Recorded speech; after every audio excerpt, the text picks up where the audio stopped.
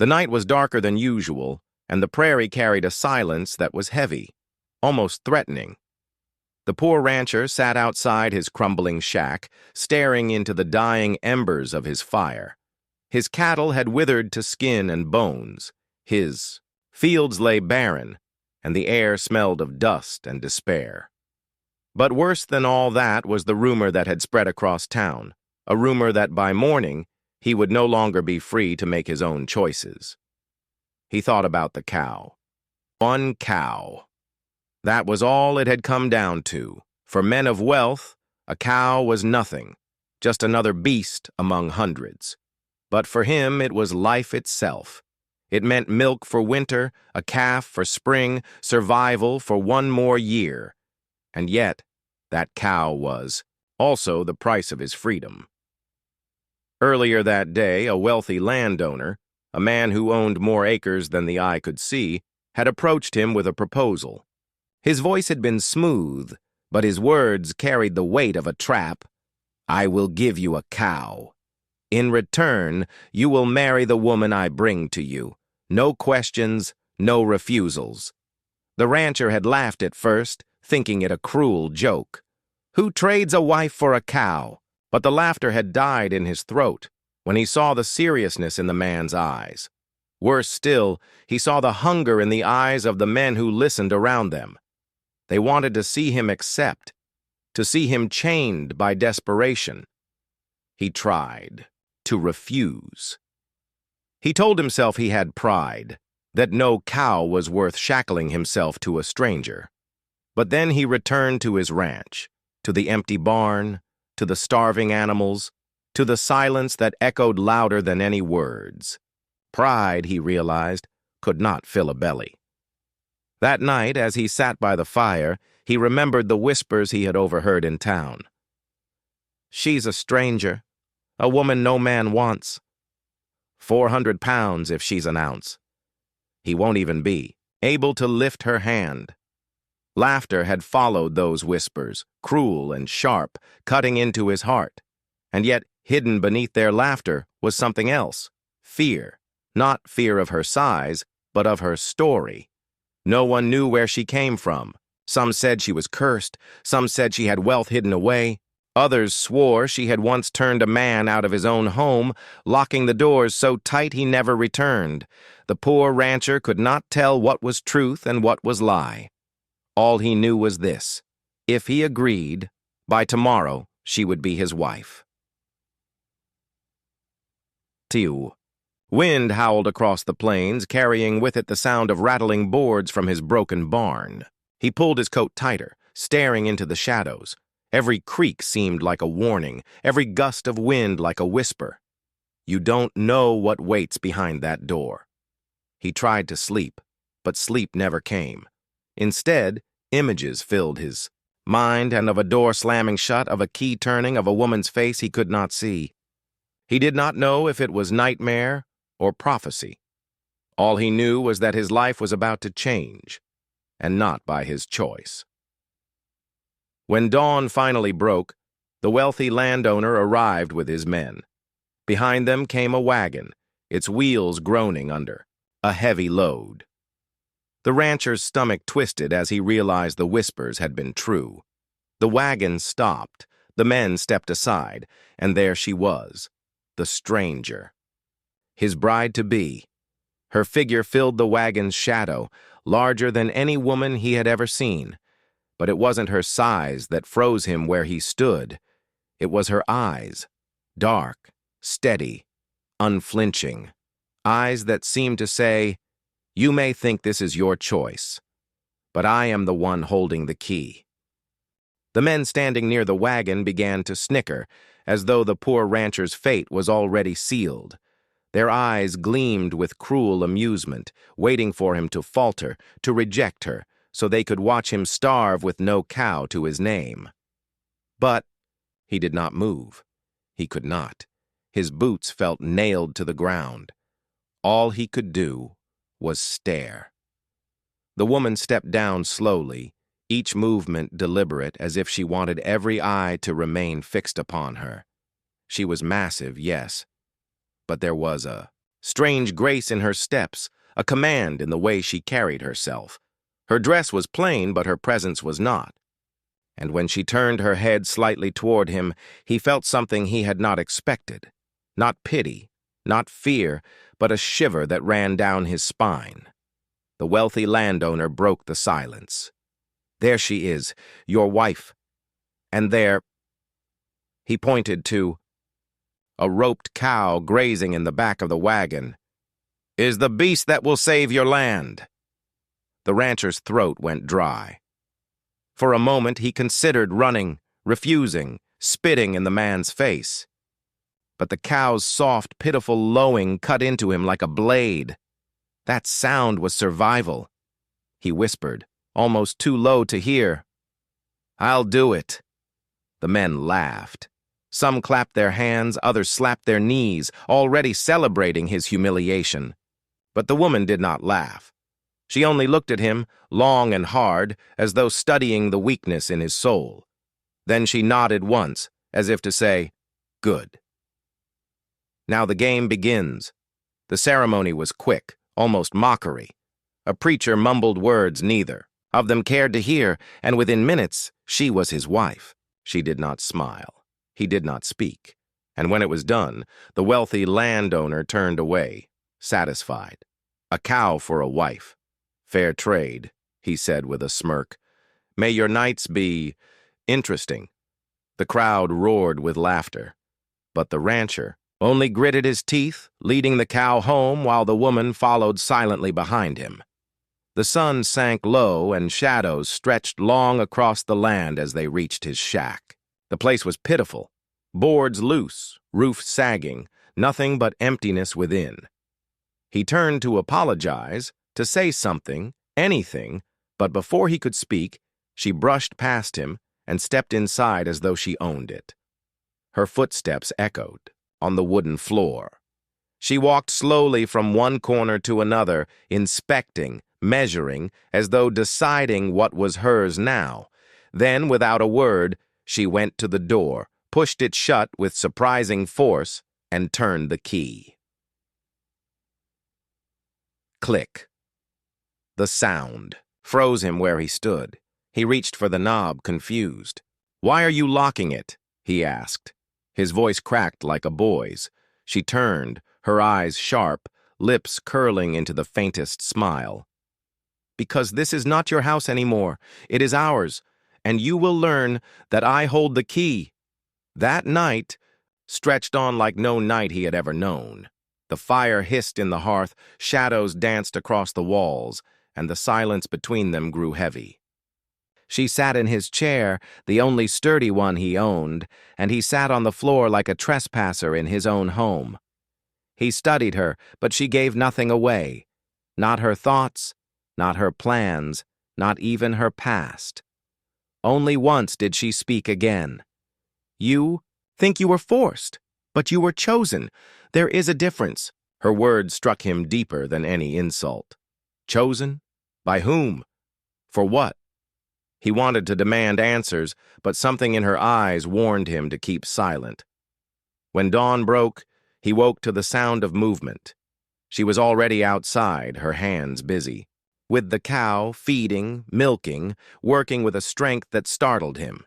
He stepped out, still groggy, and for the first time in months, he smelled fresh milk boiling in a pot. She handed him a bowl without looking at him. "Drink. You'll need your strength." He sipped, the warmth filling his belly, and for a moment he forgot the weight of shame, the whispers of the townsfolk.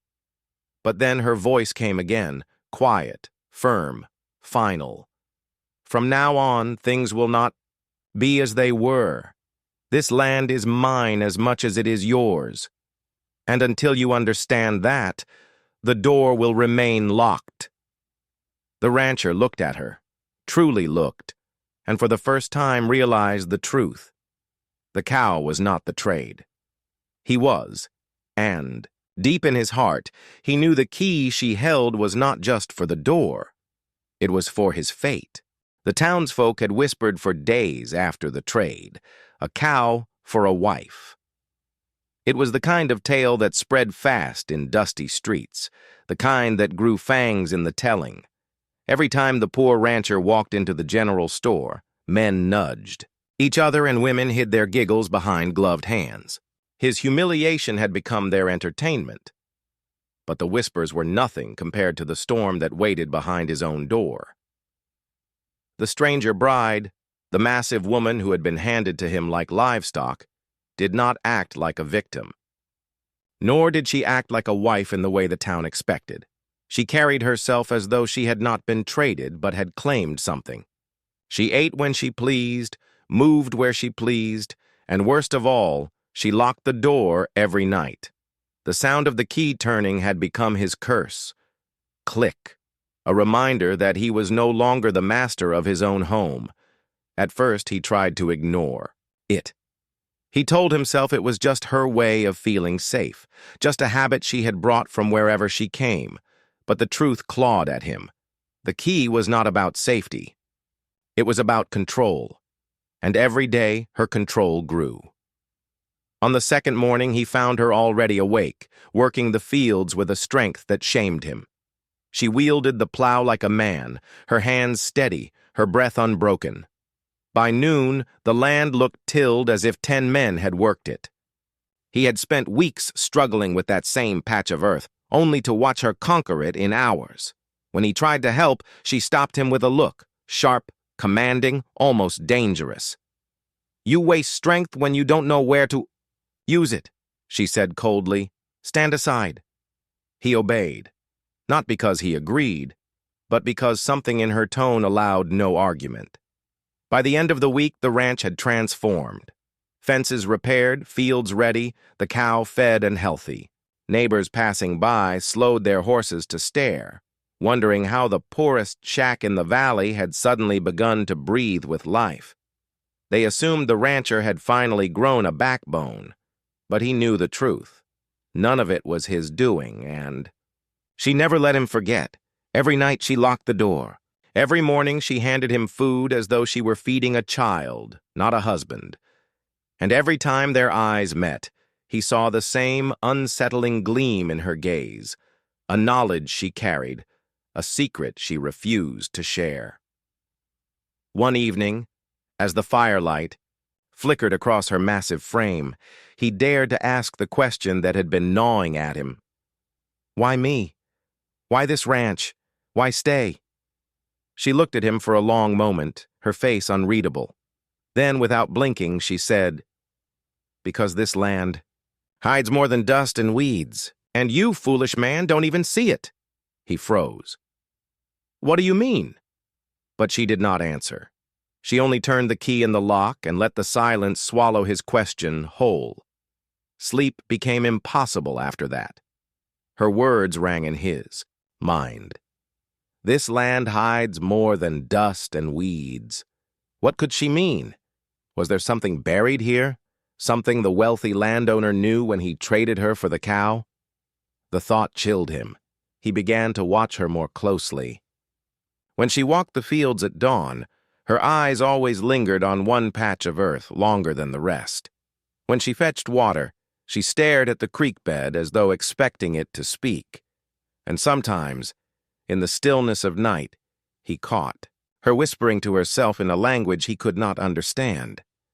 The ranch no longer felt like his. It felt like a stage, and he was nothing more than a bystander in her hidden play. One night, unable to bear it, he tried to test her. When she left the key on the table, he snatched it up the moment her back was turned. His heart pounded as he slipped it into his pocket, thinking perhaps he could reclaim some small measure of power. But when he tried to unlock the door, the key would not turn.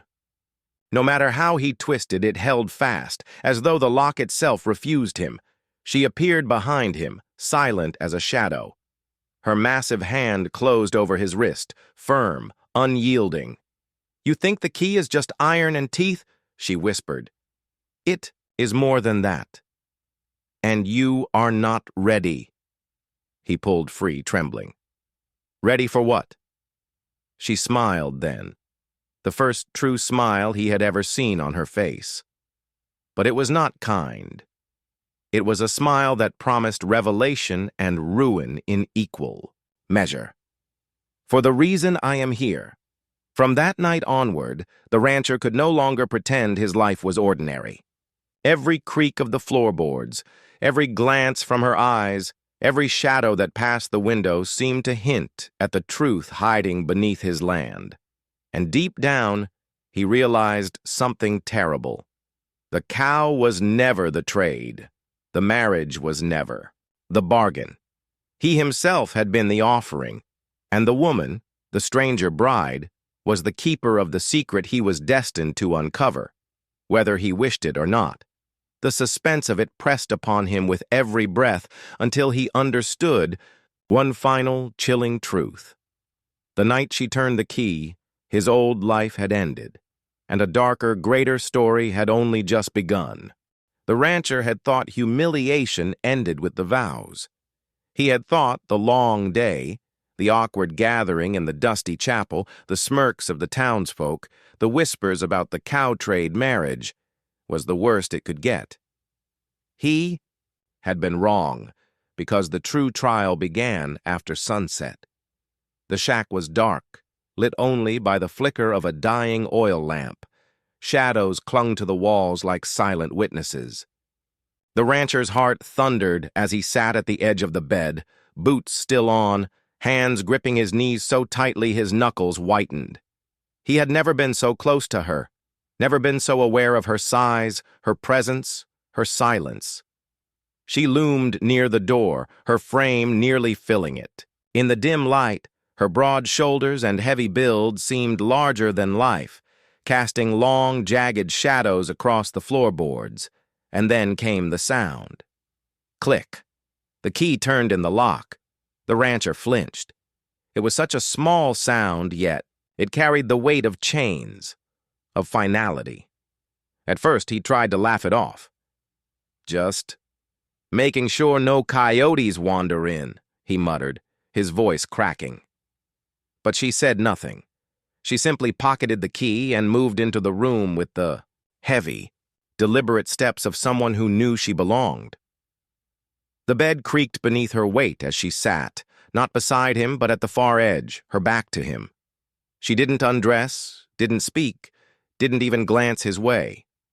Instead, she sat upright, motionless, as though keeping watch over something only she could see.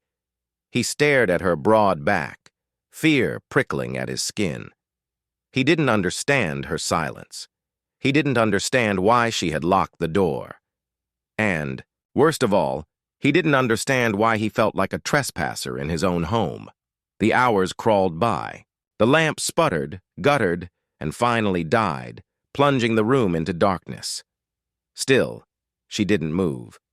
The rancher lay down, boots still on, too afraid to undress. His mind raced with questions. Who was she, truly? Why had she agreed to the trade?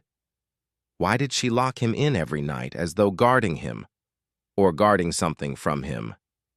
He drifted in and out of restless half-sleep until a sound jolted him awake, whispering. Her voice, low, guttural, speaking words he didn't know, a language older than the land itself, rolling from her tongue like smoke. His blood ran cold. He strained to listen, but the words seemed to twist and slip through his understanding. He caught only fragments, names, places, promises, until, suddenly, the whispering stopped. He froze, pretending to sleep. Then he felt it, her gaze, heavy, piercing, as though it could see through his closed eyelids. His heart pounded so loudly he was certain she could hear it. But she didn't move, didn't speak, just watched. Until at last, the darkness swallowed them both again. The next morning he woke to find her already outside, working the land as though the night had never happened. The lock still clicked behind her. The key still dangled from her belt. He wanted to confront her, to demand answers, but the words stuck in his throat, because deep down he feared the truth. And so the nights became a ritual. Every evening, the click of the lock. Every midnight, the whispers. Sometimes he caught her pacing, heavy steps creaking the floor. Sometimes he woke to see her standing at the window, staring out at the moonlit fields with an intensity that made his stomach churn. Once, he thought he saw her hands tracing patterns in the air, shapes that glowed faintly before fading back into shadow. He told himself it was a trick of the eyes, exhaustion, but the memory haunted him all the same. The town noticed changes, too. The ranch, once broken and starving, began to thrive. Crops that had never taken root before now sprouted overnight. The cow, frail and sickly when he received her, grew fat and strong. Neighbors whispered that the poor rancher had stumbled into good fortune. Some said it was the wife's strength. Others joked that maybe she was part witch. But the rancher knew better. He had seen the way she touched the earth with reverence, the way she whispered to the soil before planting. He had seen the unnatural growth, the way the land responded to her as if it belonged to her and not to him. And always, always the key. One evening, unable to endure the suspense, he asked again. His voice shook, but he forced the words out. Why? Do you lock the door every night? What are you protecting, me or yourself? She turned to him slowly, her dark eyes unreadable. Then she leaned forward, her voice barely above a whisper. Neither. I am protecting the secret this land carries, a secret you are not ready to face. He swallowed hard. What secret? Her lips curved, not into a smile, but into something sharper. One day the earth will tell you. Until then, sleep behind the key and be thankful the lock holds. That night, sleep never came. He lay awake, staring at the ceiling, listening to her breath steady and calm while his heart raced in terror. What was she hiding? Why here? Why him? And the most chilling thought of all, what if the lock wasn't to keep her in, but to keep something else out? By dawn, he knew one thing with certainty. His marriage was no accident, the cow was no payment, and the woman beside him was no stranger bride. She was a keeper, a warden, a guardian of something that slumbered beneath his land. And every night, when the key turned, he came one step closer to learning whether that something was meant to save him or destroy him. The first week after the wedding, the town couldn't stop talking. Every porch, every saloon corner, every dusty shop seemed to echo with the same half-laughed, half-whispered story. The poor rancher who got himself a wife for the price of a cow.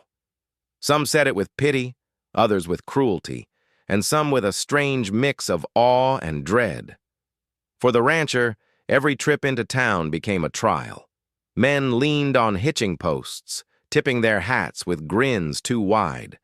Women gathered their shawls, tighter, whispering just loud enough for him to hear. Children pointed, giggled, and asked questions their mothers hushed quickly. At first, he kept his head down, jaw tight, telling himself it would fade, but it didn't, because the whispers began to shift. It was no longer only about the shame of the trade.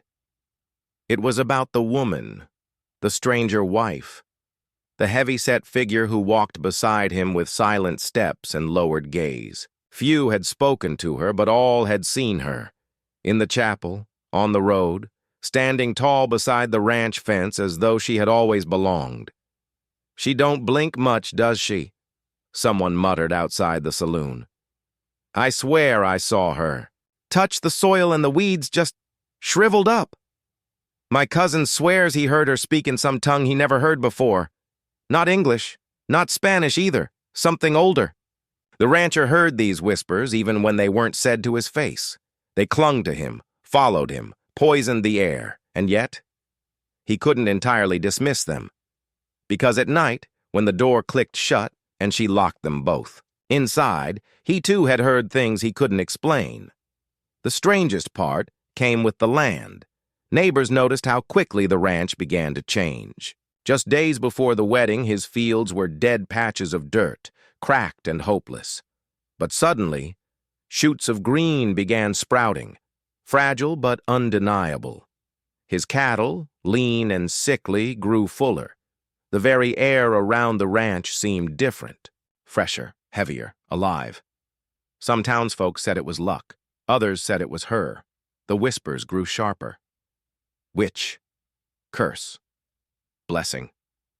Danger. One night in the saloon, a man swore on his life that he'd seen her walking in the fields under the moonlight, muttering to the earth, her hands outstretched as if commanding it.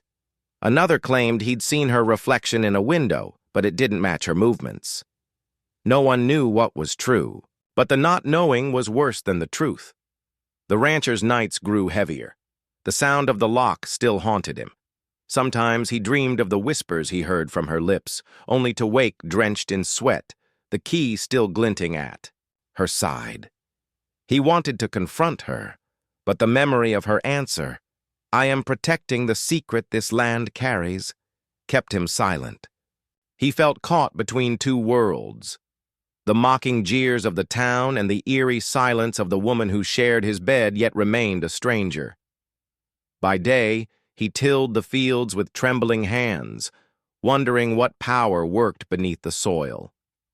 By night, he lay awake beside her, wondering if the town was right to whisper of curses and witches, and always he feared that one day the whispers would turn into something more. The first sign of that came during Sunday service. The rancher walked into the chapel, hat low, wife at his side.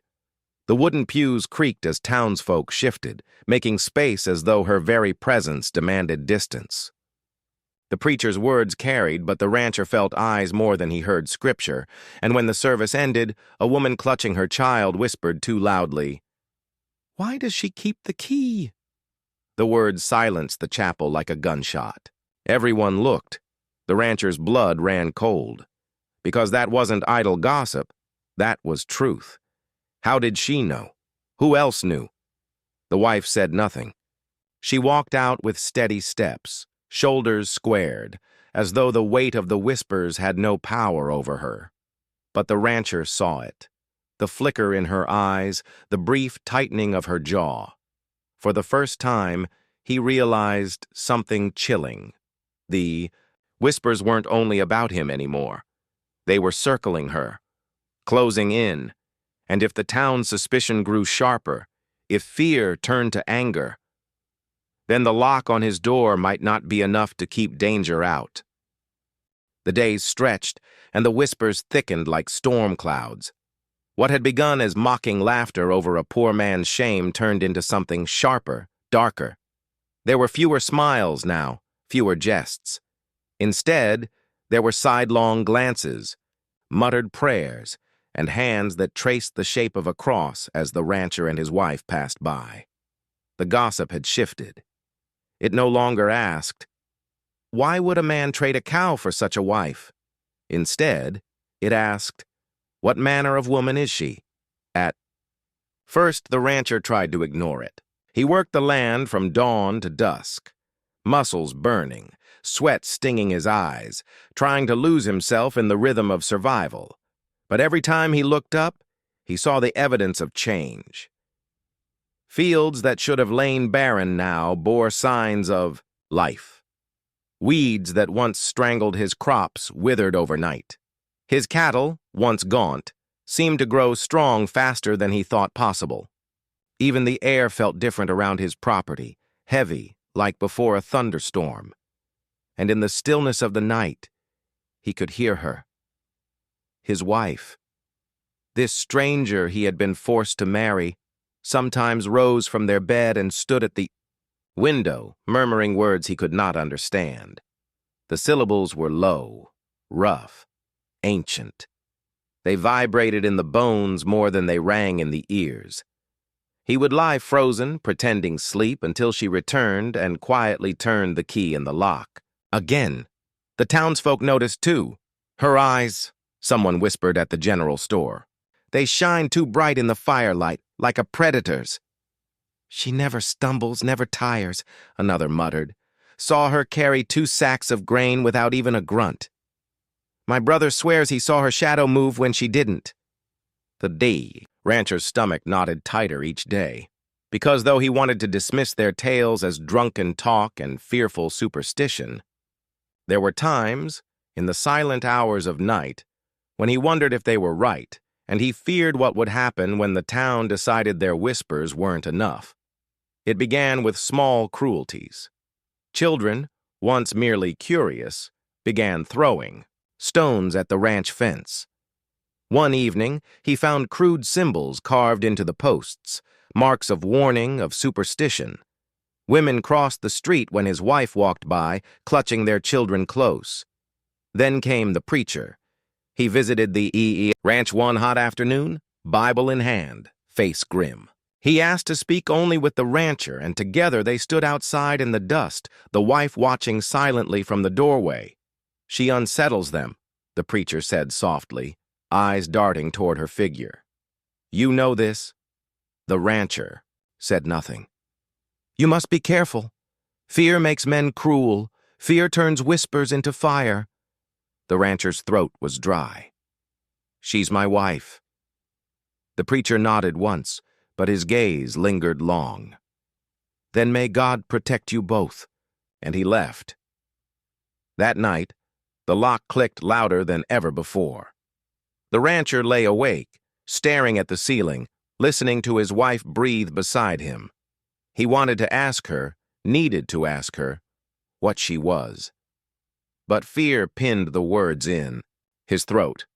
Instead, he asked himself another question. Was he safer with her or from her? The breaking point came one stormy evening.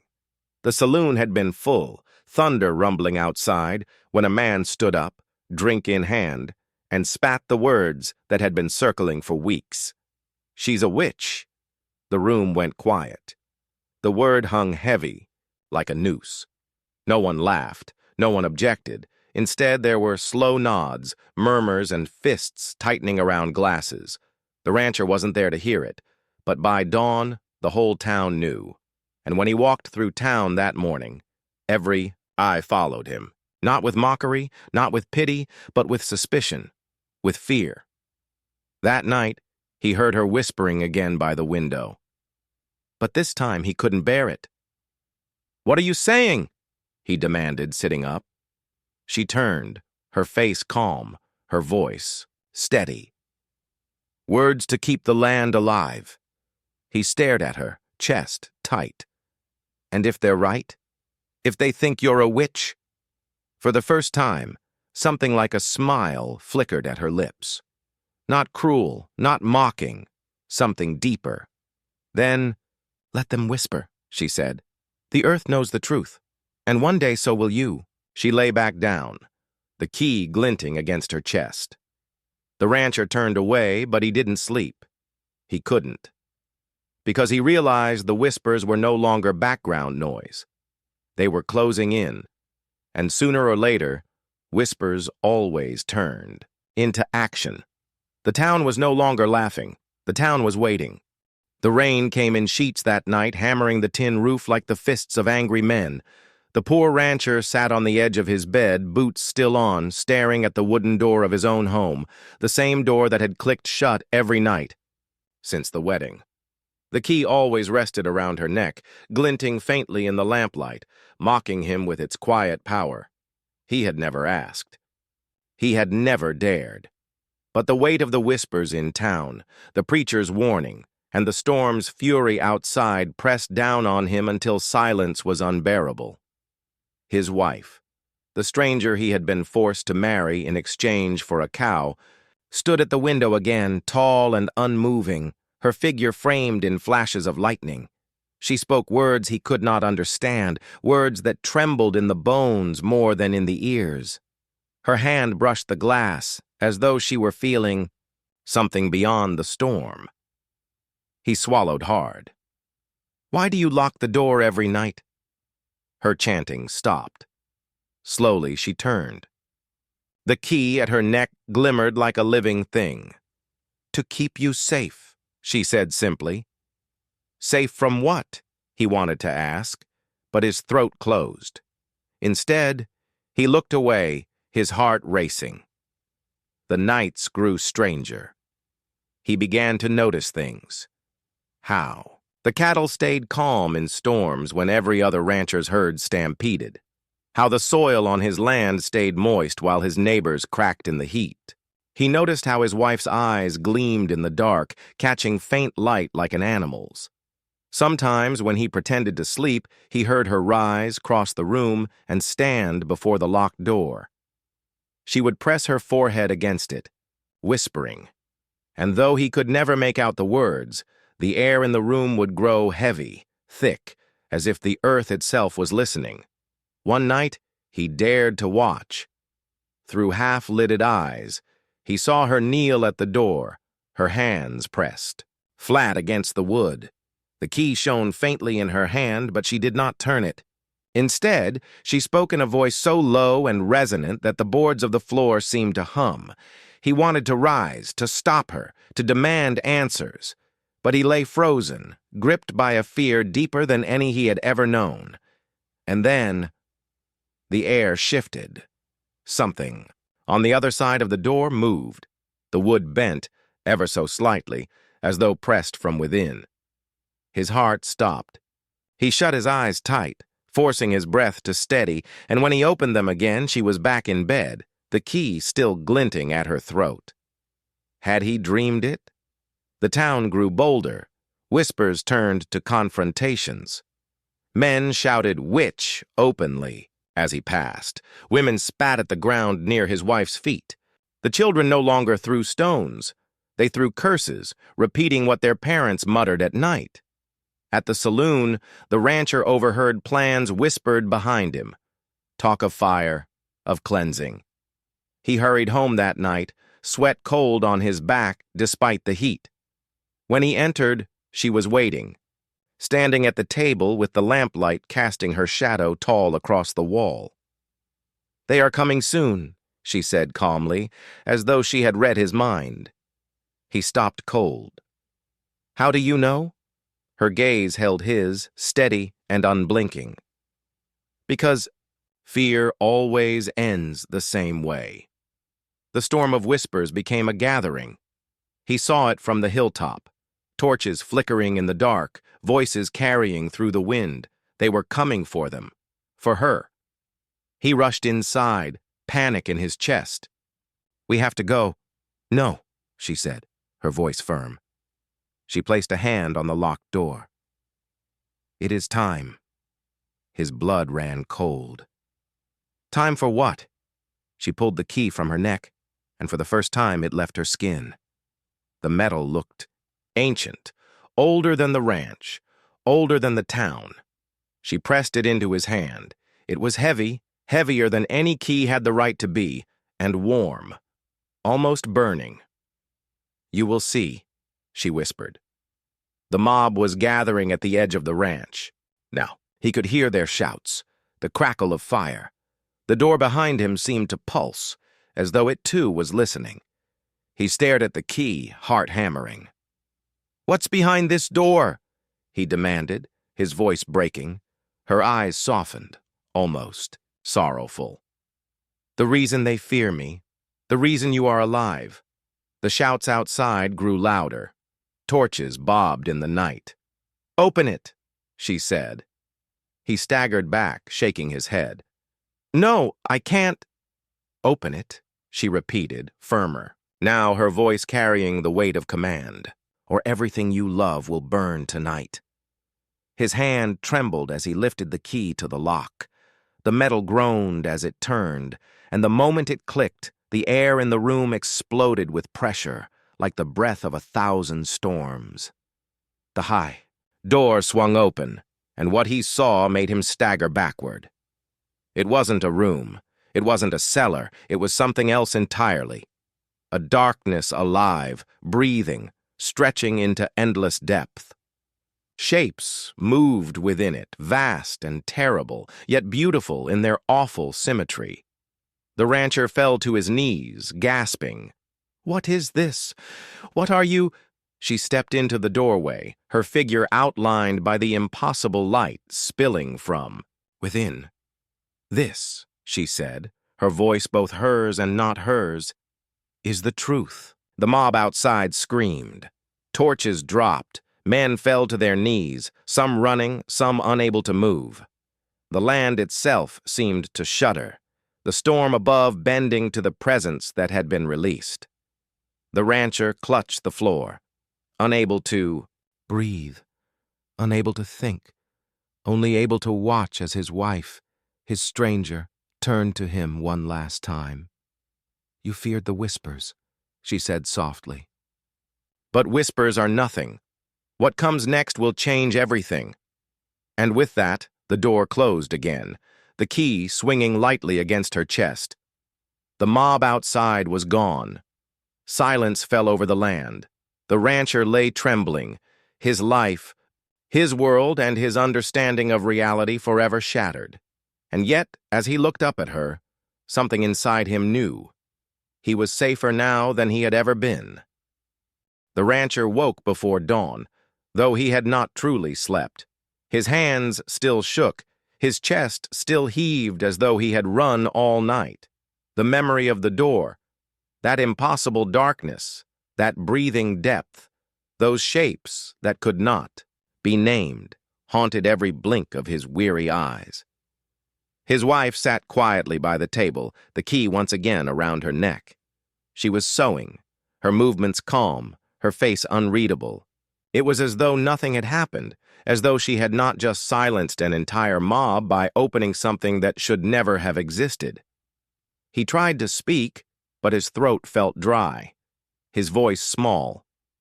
What are you?" She looked up. Her gaze was steady, patient, almost kind. "I am your wife."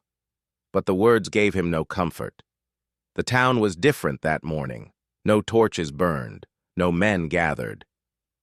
The saloon was silent, the preacher's voice absent from the chapel. Those who dared look at him as he rode into town quickly averted their eyes. He heard the whispers, soft as dust in the wind, the door, the key, the stranger. No one spoke of fire anymore, no one threw stones, but their silence was heavier than hatred. They feared her now, and him by extension. The rancher felt their eyes pierce him, branding him as something he did not understand. That night, he could not bear the weight of silence. He turned to her as they lay in the dim light. "What is behind that door?" His voice broke. "What did you show me?" She was quiet for a long moment. Then, softly, "The truth of the world. The thing your people forgot." He sat up, heart pounding. "That wasn't truth. It was madness. I saw things that should not exist." Her eyes glimmered. "And yet they do. It is not madness to face what is real." His chest ached. "Then why hide it? Why keep it locked away?" "Because men are not ready." Her voice hardened now. "They destroy what they cannot control. They burn what they cannot understand. And once that door is fully opened, there will be no closing it again." Days bled into nights. He worked the land, but his hands no longer felt steady on the plow. Every creak of the door, every shadow in the corner of his eye made him start. And yet, he also began to see things differently. The land flourished. The cattle grew fat. His body felt stronger, his mind sharper. Even the air seemed richer on his lungs. Sometimes, in moments when the sun was low, he thought he could feel the door pulsing faintly in the house, like a great heart beating in the walls. And he began to wonder, was it truly evil, or was it power? One night, as he sat by the fire, she placed her hand gently over his. "You must choose," she whispered. He looked up, startled. "Choose what?" Her gaze burned with intensity. "To carry the key when I cannot." His breath caught. "What do you mean?" "There will come a time when I am gone, when the whispers grow into storms again, when men with fire and guns will not stop at fear. Then you must decide whether to keep the door closed or open it fully." His heart raced. "If I open it, what happens?" Her eyes seemed ancient, infinite. The world changes, forever. He wanted to run. He wanted to scream. He wanted to throw the cursed key into the river and never see it again. But part of him, a part he hated, wanted to know more. That part dreamed of endless fields that never died, of a ranch that stretched beyond horizons, of power in his hands that no man could challenge. And every time he dreamed it, he woke in a cold, sweat ashamed. The final test came without warning. The townsfolk returned not with torches this time, but with guns. 100 men, faces grim, hearts steeled. They had gathered courage from somewhere, or perhaps madness. "This ends tonight," the preacher shouted from atop his horse. "The witch and her cursed door will bring ruin upon us all." The guy rancher stood on his porch, rifle in his hands, but his legs trembled. Behind him, the door pulsed. His wife placed the key into his palm. "This is your choice now," she said. He looked at her, desperate. "If I open it, will we survive?" Her expression was unreadable. "If you open it, survival will not be the question. The world will never be the same again." The mob advanced. The preacher raised his hand. Guns clicked. The rancher's chest heaved. Sweat rolled down his temples. The key burned in his fist. And in that moment, the world seemed to hold its breath. He turned to the door. His hand shook. The mob shouted, their boots pounding closer. He slipped the key into the lock. The metal turned. And once more, the air trembled. What happened next was never told in full. Some said the ranch was swallowed by light.